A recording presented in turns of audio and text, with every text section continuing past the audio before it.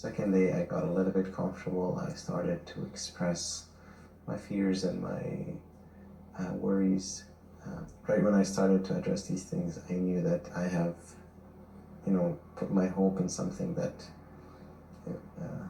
had let me down. I've learned from then to, depend on myself and just focus on myself and.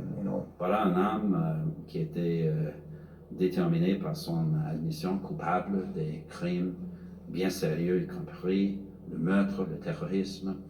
Et notre gouvernement empêchera avec vigueur toute tentative de mesure judiciaire visant à atténuer la peine qu'il a reçue pour racisme. Un livre nous replonge dans le cauchemar qu'a vécu le Canadien Omar Khadr. Vous l'avez vu dans les images un petit peu plus tôt, Omar Khadr, qui, une fois qu'il essayait de se reconstruire, qu'il avait enfin retrouvé sa liberté perdue, avait accordé une entrevue à l'animatrice de 24/60, Anne-Marie Dussault. Il a passé une décennie à Guantanamo après avoir été arrêté en Afghanistan par des soldats américains. Il n'avait que 15 ans. Il aura passé en tout 2920 jours à Guantanamo. Il y a eu de la torture, il y a eu de l'isolement, de la privation de sommeil. C'est le premier enfant soldat à avoir été condamné pour crime de guerre, le seul ressortissant étranger détenu à Guantanamo à ne pas avoir été rapatrié volontairement par son gouvernement, le Canada. Pourquoi? Eh bien, le livre de l'avocat Frédéric Bérard répond à cette question. Le livre, vous le voyez à l'écran, il s'intitule « J'accuse les tortionnaires d'Omar Khadr ». Frédéric Bérard est avec nous. Bonsoir. Bonsoir. C'était une grosse étape dans votre vie, ce livre-là. 7 ans de votre vie, hein? Ouais, ça a été incroyable. C'est la première entrevue formelle que j'accorde, parce que je vous fais confiance. Mais oui, non, ça a été 7 ans de ma vie, évidemment de manière épisodique, pas temps plein, mais c'est probablement la plus grande histoire de l'injustice au Canada depuis au moins l'affaire Coffin. Peut-être même plus importante que l'affaire Coffin du fait qu'il s'agissait d'un enfant soldat et que de ce fait-là, compte tenu des conventions internationales, l'histoire aurait dû s'arrêter là. Hein. Les enfants soldats sont protégés par le droit international, par le droit canadien, pour des raisons assez évidentes, parce qu'ils sont manipulés par des adultes à des fins qui sont viles. Dans le cas de Khadr, c'était son père qui était un proche de Ben Laden qui l'a instrumentalisé. Quand Khadr avait 4 ans, son père lui avait dit « Quand tu te feras exploser pour l'islam, tu auras le droit à la récompense de ton choix. Quelle sera-t-elle? » Omar avait répondu « Ben moi, papa, j'aimerais avoir une piscine pleine de jello.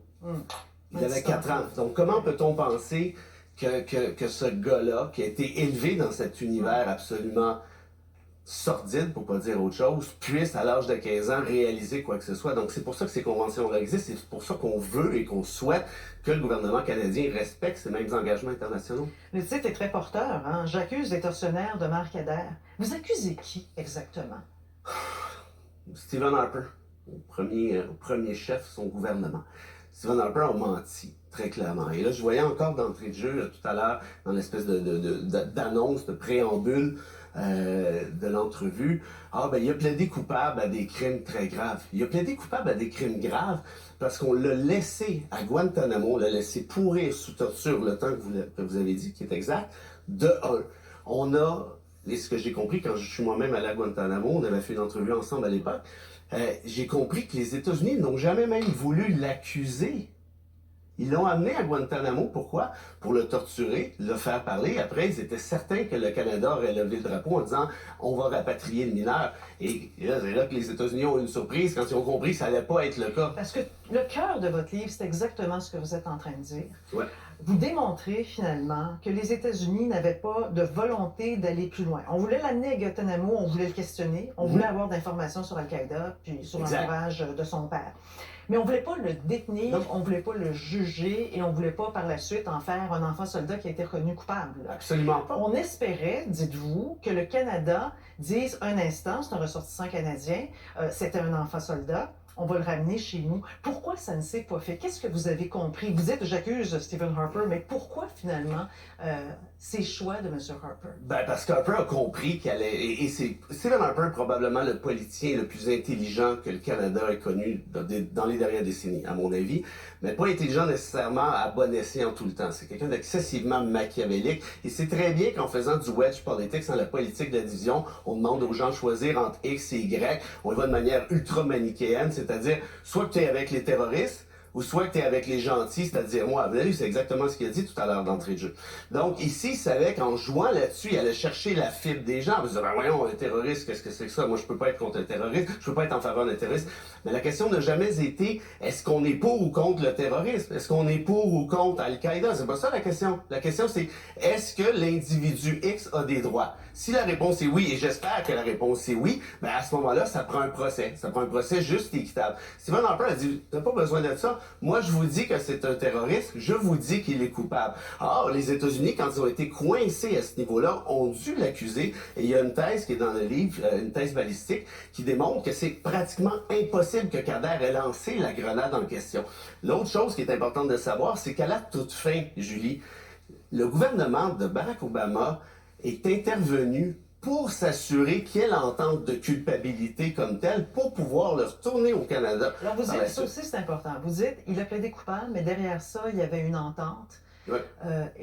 Une entente avec le Canada, avec l'ambassadeur du Canada, pour que, après un an, que la peine puisse être purgée au Canada. Donc, qu'il soit rapatrié. Mais là encore, vous dites, le gouvernement Harper a bloqué ce processus-là. À nouveau, quand l'année supplémentaire s'est déroulée, les avocats de Kader ont appelé Vic Tase, qui était le ministre de la Sécurité, sous Harper. Ils ont dit, OK, Kader, on l'envoie où, là? C'est Grand Canada, dans quelle province, quel type de prison et tout. Et Vic Tase a répondu, pourquoi vous m'appelez? Parce qu'il y a une entente, c'est signé. Regardez, l'ambassadeur du Canada a signé. Le Canada n'est pas lié par ses ambassadeurs. Et donc, on a tiré l'élastique une autre année supplémentaire, déjà à celle qui venait de s'ajouter, en laissant pourrir encore une fois ce gars-là à Guantanamo. Puis je vous jure, pour être allé à Guantanamo, vous ne voulez pas rester là, particulièrement pas quand vous avez 15 ans, particulièrement pas quand vous êtes loin de votre famille, et particulièrement pas quand vous n'avez pas le droit à l'avocat les premières années. Donc, l'état de droit, il était où dans toute cette histoire, finalement? Parce que un premier ministre ne peut pas tout décider. Il y a des règles, il y a des lois. Comment ça se fait qu'on en est arrivé là? Ben, le droit international, malheureusement, c'est un droit qui est très politique, qui est laissé à la bonne volonté des dirigeants, soyons honnêtes. Et ici, ça a été d'ailleurs un problème. Et pour le reste, Stephen Harper a tellement bien joué ses cartes qu'il en est venu à influencer l'appareil judiciaire, en quelque sorte, même si celui-ci est indépendant. Parce que la Cour fédérale a dit « on rapatrie Kader parce qu'il y a une violation de la Charte canadienne ».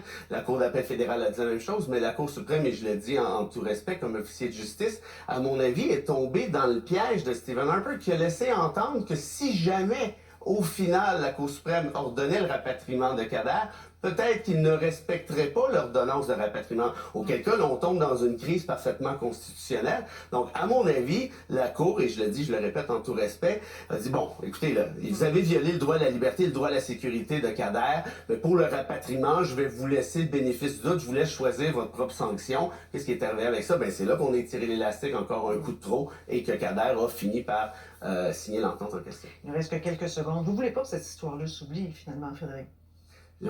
Faut pas qu'elle s'oublie, Julie, parce que, je le disais d'entrée de jeu, c'est la plus grave histoire des dernières décennies au Canada.